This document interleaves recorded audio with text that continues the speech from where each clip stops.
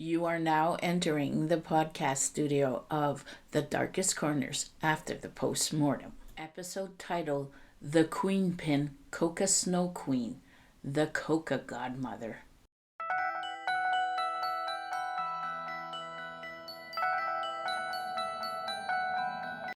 Welcome to The Darkest Corners after the postmortem, the podcast that dives into the lives of some of the most fascinating, dangerous, and misunderstood outlaws in history.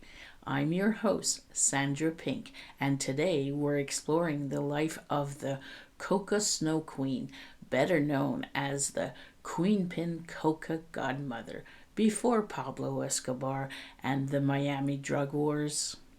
Griselda Blanco, the Queen of Coca, was a Colombian drug lord who rose to prominence during the 1970s and 1980s as one of the most powerful figures in the global coca trade.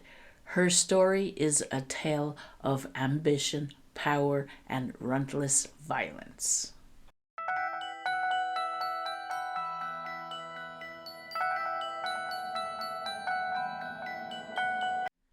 The making of La Madrina, born on February 15, 1943, in Cartagena, Colombia.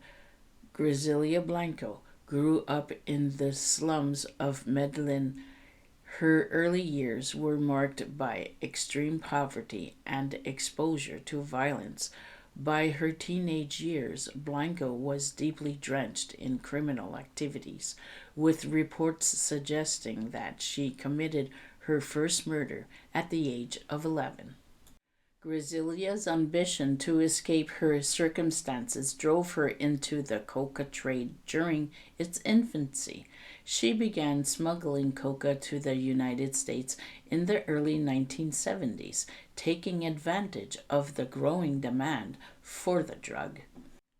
Her rise to power, entry into the U.S. market, Blanco established her operations in New York City, pioneering innovative smuggling methods. She used everything from hidden compartments in suitcases to disguising drugs in women's undergarments to move coca undetected.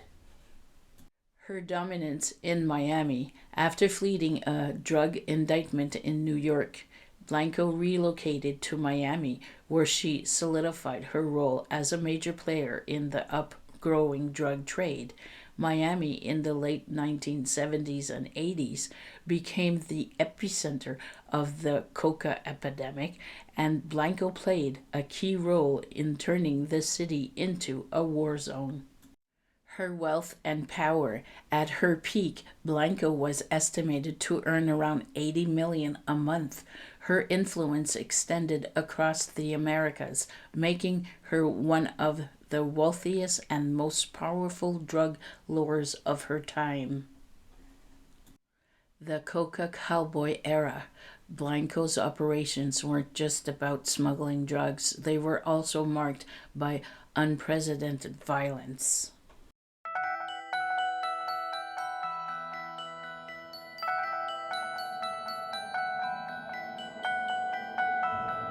She was known for ordering hundreds of murders, including contract killings, against rivals and associates who crossed her.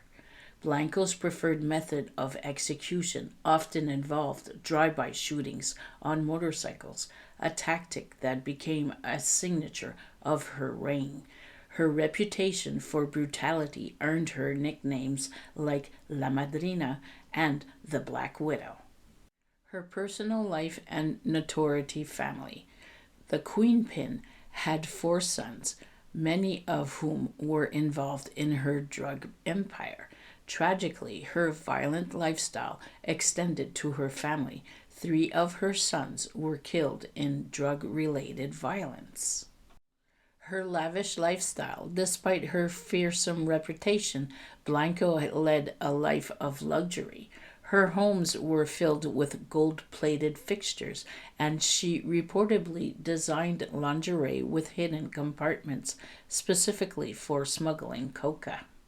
Her cultural infamy. Blanco's notoriety inspired stories of her eccentric behavior, including rumors that she planned a drug smuggling wedding with one of her lovers.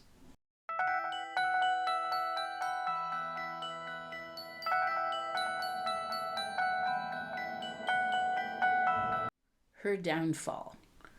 Her arrest and conviction. In 1985, Blanco was arrested in California and sentenced to over a decade in prison for drug trafficking.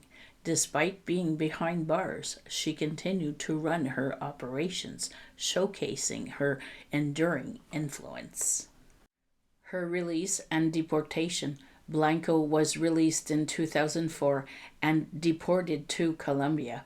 By this time, her power had faded and she lived a relatively quiet life in Medellin.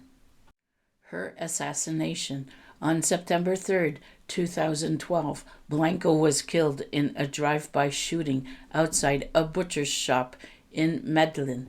Fittingly, the hit was carried out using a motorcycle, mirroring the very tactic she had popularized. Her legacy. Griselda Blanco's life has left an indelible mark on history. She is credited with helping to lay the groundwork for the Medellin cartel and shaping the modern coca trade. Her story has been immortalized in popular culture throughout documentaries like Coca Cowboys and movies like The Godmother. Blanco's tale is one of relentless ambition and chilling violence, illustrating the high stakes and moral decay of the drug trade. Her life, while horrifying, remains a symbol of the far reaching impact of narcotics on society.